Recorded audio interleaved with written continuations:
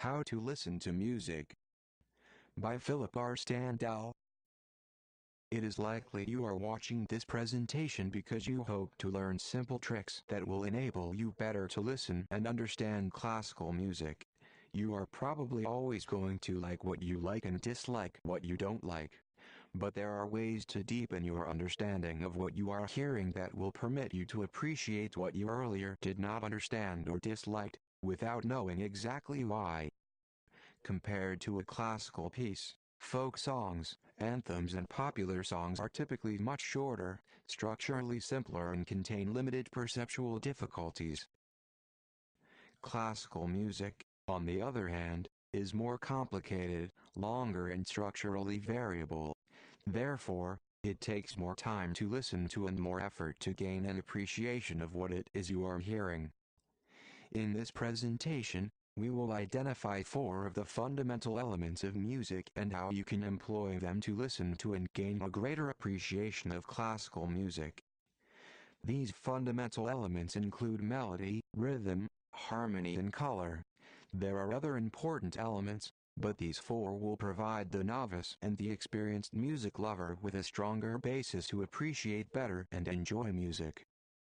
Let's start with melody. A melody is a linear succession of musical tones that the listener perceives as a single entity.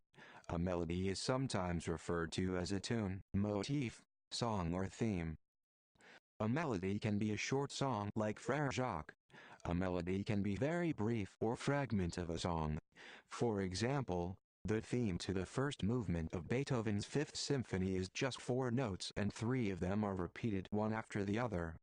Further, Beethoven used this simple melodic motif in all 4 movements throughout the entire symphony. Whether you are listening to a short song or lengthy symphonic piece, you should be able to identify the melodies or sequence of notes that is unique to it, and you should be able to sing them or at least parts of them when the piece is finished. A song can contain more than one melody or has separated constituents with melodies of noticeably different or similar character. In the American national anthem, the Star-Spangled Banner, the verse melody is in 2 sections, repeated twice, followed by a different melody, and a refrain. The opening of the Christmas song The Carol of the Bells has a 4-note melodic motif that is repeated a dozen times and followed by a short refrain followed by the 4-note melody several more times. The point of mentioning these well-known songs is to illustrate how easy it can be to recognize a melody, repeat it and remember it. However, there are some composers, such as Schoenberg or Webern, who go out of their way to avoid melodic consistency of any kind. This results in melodies that are very complex and difficult to remember or hum. Most pieces of music have more than one melodic fragment and any melody can be altered by changing a small portion of it by slowing it down, speeding it up, changing the instruments or having different melodies that sound simultaneously. In summary, the different ways a composer can alter or modify a melody might be to 1. Change its register, that is, make it higher or lower, without changing the original pattern of the notes. 2. Compress or expand, shorten or lengthen it by altering the rhythmic value of its constituent notes. 3. Rearrange the notes or mix them up, or insert new notes into the melody. 4. A combination of any of these at the same time. 5. Finally, the changes may occur suddenly or occur gradually or may be alternated or introduced one after the other. In the following examples, listen for some of the ways we have outlined that the melodies may have been manipulated. Are the melodies simple or complex? Easy or difficult to hum? Are there recognizable melodic fragments or motifs? How many? How does the melodic structure or contour change? Are there small or large intervals, or both? Small steps or big leaps? Are there repeating patterns to the melody? Are there compressed or expanded components? The first listening exercise is a well-known tune, the American national anthem in a piano arrangement. Notice how the opening melody is repeated. The next section, which is a different melody, has almost the same rhythmic pattern as the first section.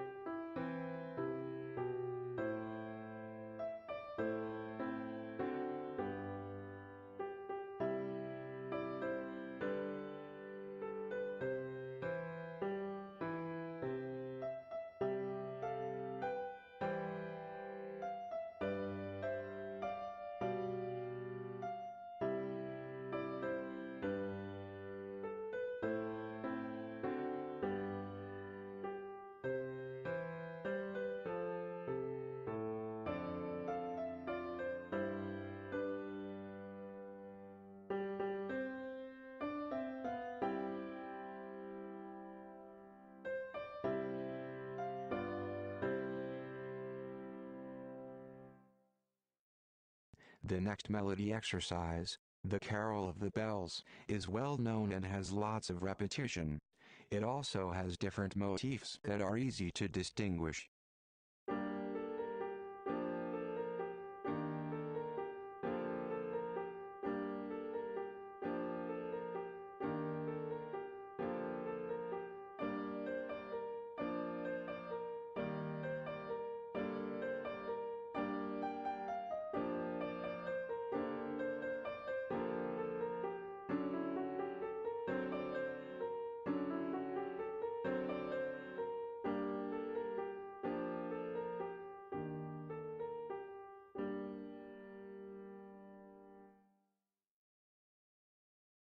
Exercise 3 is a simple, short melody played by a solo flute.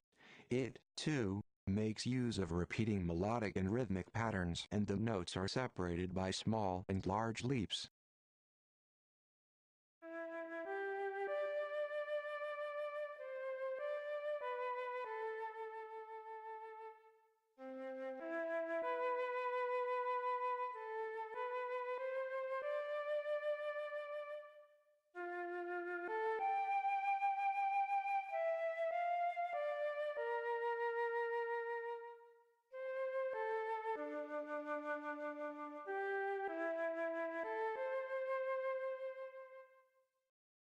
Exercise 4 is a simple melody played by a woodwind ensemble.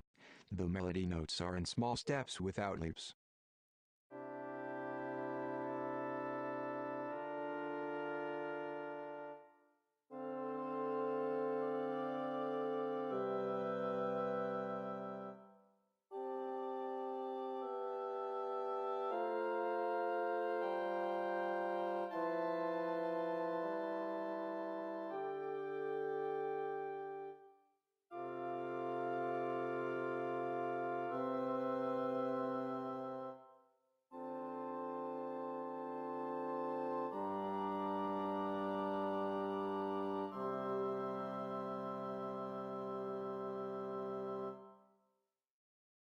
The next exercise, number 5, is a more complicated melody with lots of leaps, steps and notes that may sound wrong or humorous.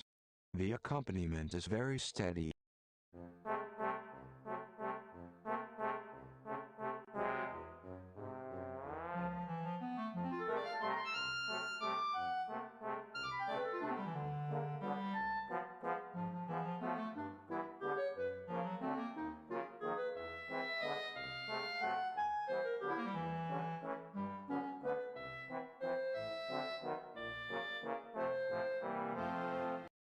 Our last melody exercise, number 6, is a modern atonal type with counter melodies played by two clarinets and bassoon. Going back to the list of questions about melody, is this melody simple or complex? Easy to remember and hum? What about the melodic contour, steps, or leaps or both? What makes this melody so different from the previous ones?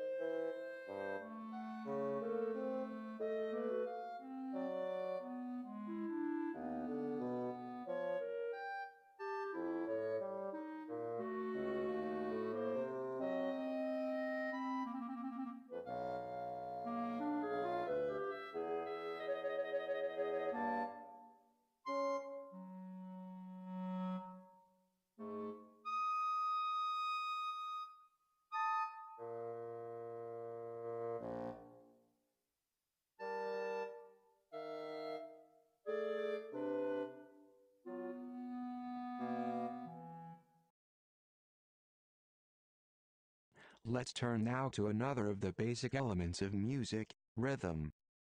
We could easily have chosen to start with rhythm, because, like melody, it is one of the first and easiest music elements you recognize when you hear it. We can define rhythm as a sequence of sounds and pauses characterized by the durations of each of the individual notes. Sometimes rhythm is all there is to the music. Much of the music of native Australian and African Aborigines is played on instruments with no pitch, large and small drums and other devices that are struck, scraped, shaken, or banged together. Furthermore, rhythms may be a background for singing or speaking ceremonial words. Very common rhythmic patterns in Western music have names like waltz, mazurka, polonaise, tango, bolero, etc. In music, rhythms are often repeated multiple times and even through the entire composition. The waltz and tango are typical examples of repeated rhythms. These rhythms are simple, easy to remember and to play, either by singing or tapping them on the surface. Rhythms can also be more complicated than 3 or 4 notes. For example, a bolero rhythm contains 24 notes. Music, whether written down or not, has a time signature such as 2/4 or 3/4 or 4/4 and is separated into units called measures. A time signature tells the player how many beats or pulses there are in each measure and what the duration of a note is that receives one beat. A waltz rhythm is usually in 3/4 time and has 3 beats. This is a triple meter as are 3/8 and 3/2. A tango is usually in 4/4 time and so is a march. Here, in exercise 7, is what these 3 rhythms sound like.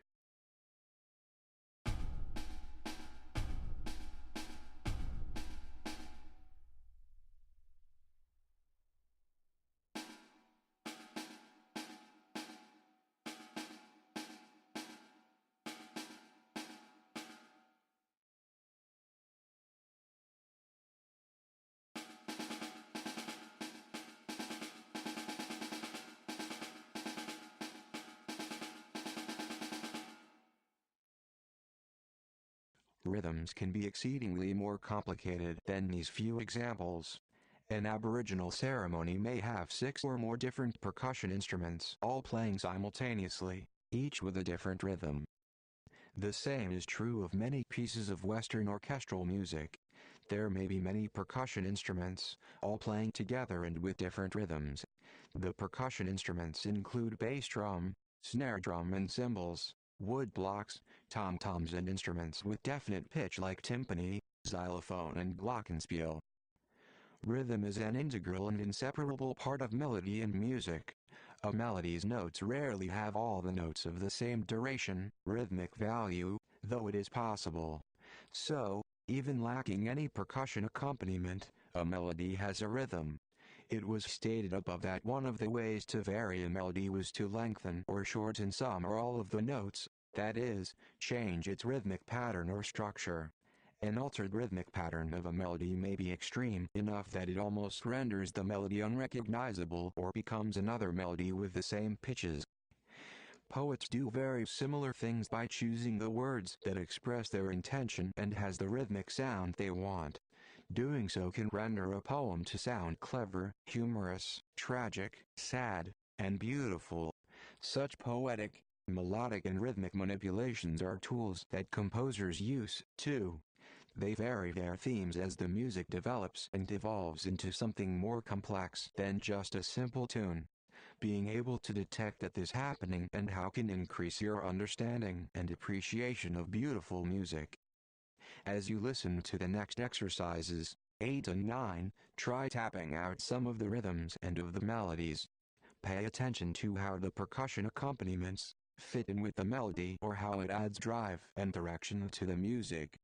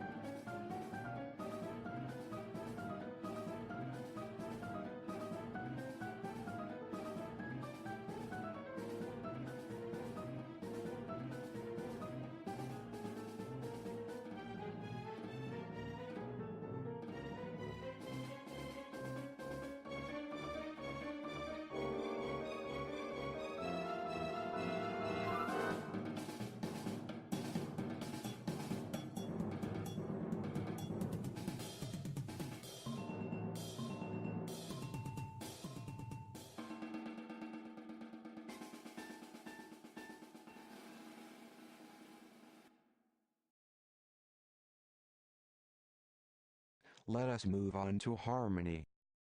Harmony is the result of sounding of two or three or more notes simultaneously. Harmony can be generated by different means. The notes can be piled one on top of the other to create a block of multiple sounds. These are referred to as block or stacked chords. Two or more separate melodies may be played at the same time and create a harmony. Two or more melodies or voices sounding together is called counterpoint. Harmony can also be implied by the notes of a melody only. The Star-Spangled Banner's opening four notes outline what is referred to as a major chord, which is the actual harmony underlying each of those melody notes. Dixie is another familiar song whose opening notes outline a major chord. A major chord has a bright, cheerful character. The Christmas Carol Greensleeves has the opening chord which has a different character than those of the Star-Spangled Banner or Dixie. Its character is sad or mournful, and this is called a minor chord. Pieces where minor chords are prevalent are said to be in a minor key, while those with a prevalence of major chords are said to be in a major key. Harmonies, no matter how they are generated, also have the characteristic of consonance or dissonance. In fact, any two notes can either be consonant or dissonant depending on the tension or calmness they invoke. Harmonies that are all consonant can be pleasant or calm and may begin to sound dull or boring after a while. Dissonant harmonies create tension or edginess and may sound irritating and strange. Composers combine these different harmonies to induce the corresponding emotional environment or milieu. Exercise 10 illustrates the harmonies implied by the melodic outline and the difference between a major and minor key.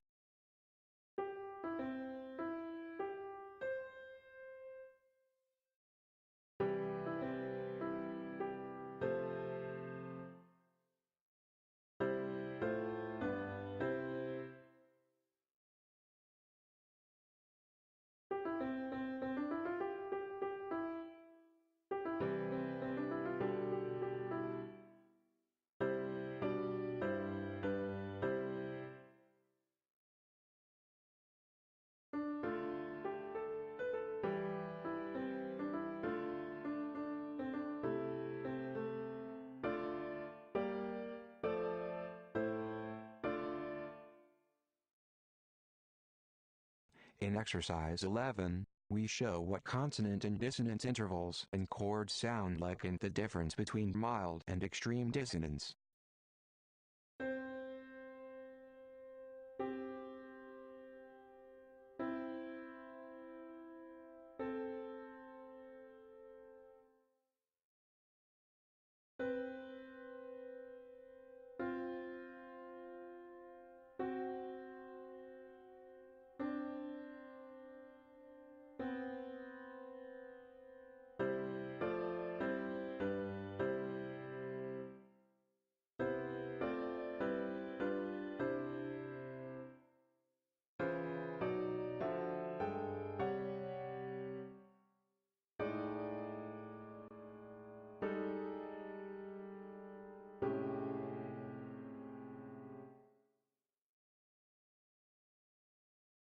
Harmony can have a kind of rhythm of its own.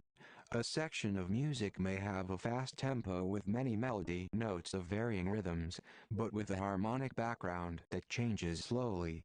In this case, the harmonic rhythm is said to be slow. Conversely, a simple melody with rapidly changing harmony is said to have a fast, harmonic rhythm. In exercise 12, the tune Row, Row, Row, Your Boat has a slow harmonic rhythm, while the tune Friar Jack has a faster harmonic rhythm, changing on almost every note.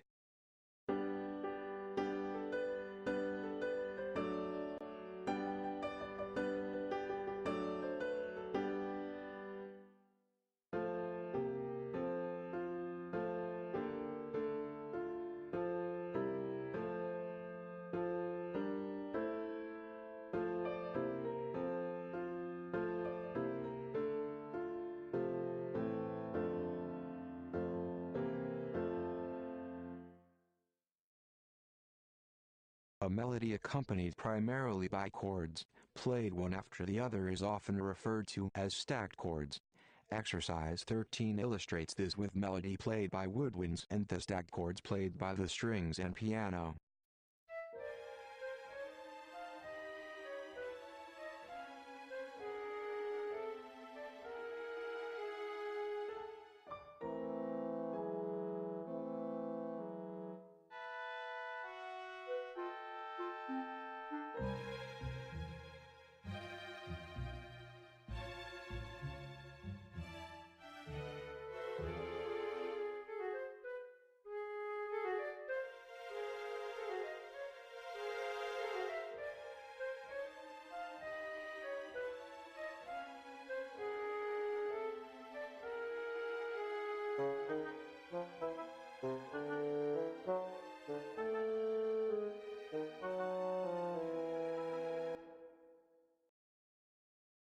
The accompaniment of a song may be comprised of the notes of a chord played in sequence, one after the other, while the melody is playing. These sequential notes are often referred to as an arpeggio or an arpeggiated accompaniment. Exercise 14 is a flute melody accompanied by guitar with stacked chords and then stacked chords and arpeggios.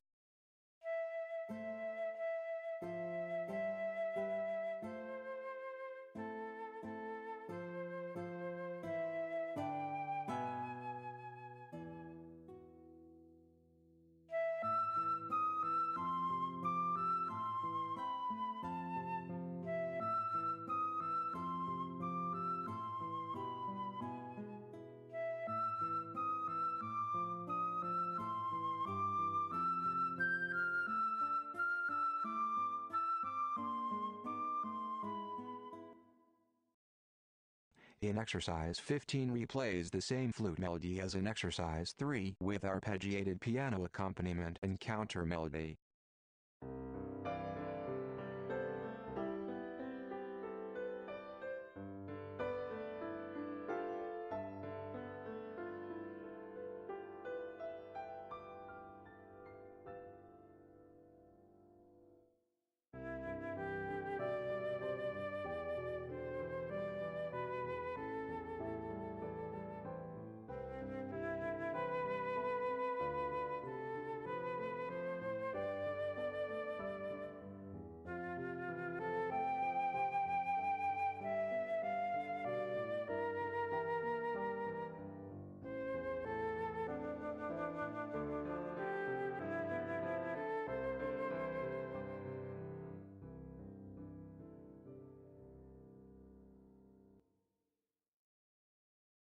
Harmony is a complicated subject for musicians.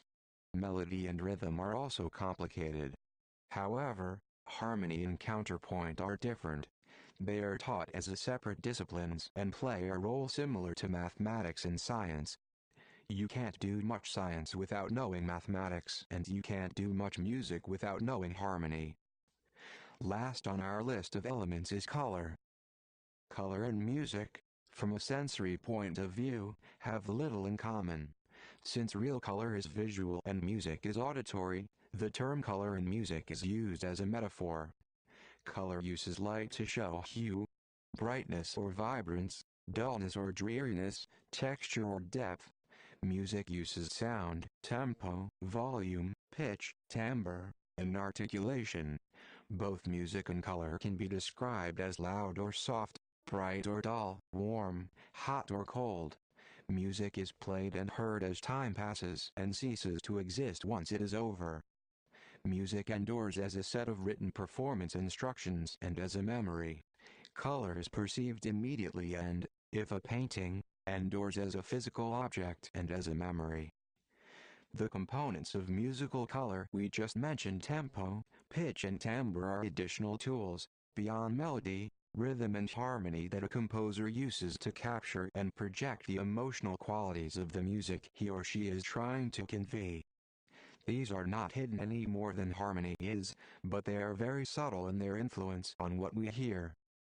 A melody played in the low register of a flute sounds much different when played in the high register of a trumpet. This is not just a change in register, but a change in timbre. While the two instruments are both wind instruments made of metal with similar pitch ranges, they sound completely different and are rarely confused with each other. This is a contrast in timbre. Instruments that produce sound similarly will have sounds that are more closely allied in timbre. Brass instruments such as tuba, trombone, and trumpet provide a relatively smooth transition in timbre from one to the other. Likewise, for the stringed instruments, cello, viola and violin, contrasting timbres are a way of emphasizing melodic, rhythmic and harmonic differences. Texture in music refers to whether it is thin, very few instruments or notes playing at once, or thick, with many instruments or notes, rhythms and harmonies playing at once. As with melody and rhythm, there can be sudden or gradual changes in texture that creates its own special effects, particularly when the texture includes many instruments of different timbre. Even within a group of similar instruments, timbres can be contrasted by the use of mutes or differences in volumes and articulations of short and long notes. Tempo or speed of the music is yet another way that colors music. Music that is speeding up, accelerando, can heighten the sense of excitement, animation or exhilaration. Correspondingly, music that is slowing down, ritardando, can strengthen the sense of anticipation or withdrawal, retreat or completion. Dynamics are concerned with volume changes, again, either gradual or sudden in becoming loud or soft. A full orchestral volume can begin at or increase, crescendo, to a thunderous, ear-splitting sound, or it might decrease, diminuendo, slowly or rapidly to a mere whisper. The capacity of sudden or gradual dynamic changes to influence or portray emotion is a remarkably valuable tool in the hands of composers, as they are with actors and orators. In listening to the following exercises, listen to how the music is colored. How are the tempi, dynamics, timbre, texture used?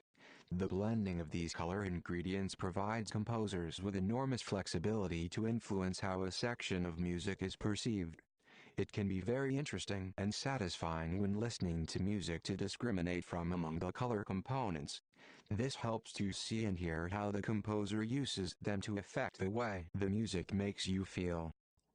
In listening to exercises 16, 17, and 18, pay attention to how the music is colored. How are the tempi, dynamics, timbre, texture used? What effects do they have?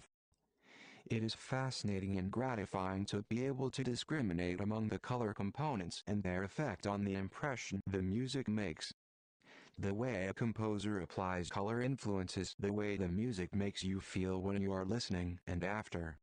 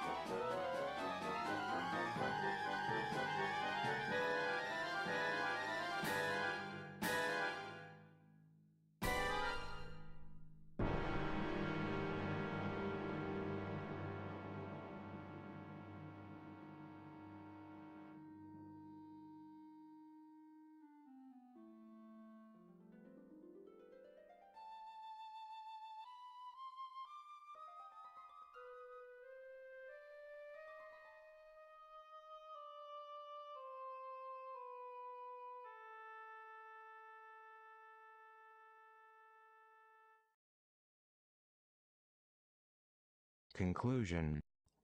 If melody, rhythm, harmony and color can become part of your listening habits, then you will gain more pleasure and understanding of the music you hear. It may also help you to appreciate some music you formerly rejected or even explain why you objected it. The above discussions have been serious and instructional. However, listening to music is a lot more than just an academic or analytical pursuit. Music is an art and listening to it should be a pleasant, enjoyable and beautiful experience. Take these few tools and use them to enhance the beauty in your life. Thank you for watching and listening to this presentation.